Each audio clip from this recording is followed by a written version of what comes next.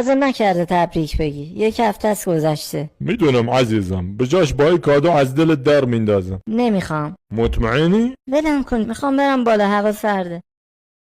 سورپرایز، تقدیم با عشق عزیزم. وای خدایا، این مال منه جاسم. چطوره؟ دوزش داری؟ وای عاشقشم جاسم. قابلتو نداره عزیزم، برو سوارش باشه ببین چطوریه.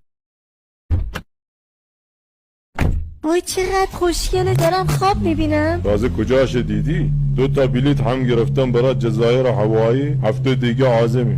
وای جاسم خیلی دوستت دارم. خب برو باشه دور بزن.